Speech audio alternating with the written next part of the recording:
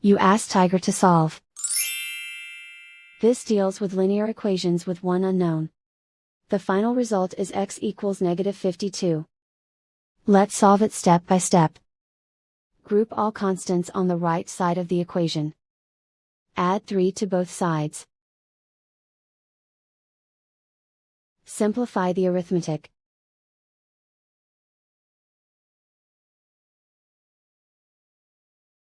Isolate the x. Multiply both sides by 4.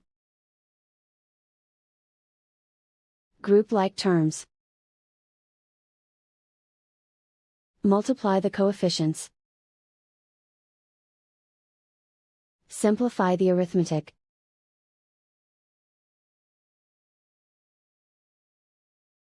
Convert the x into a positive number. Multiply both sides by -1. Remove the ones. Simplify the arithmetic.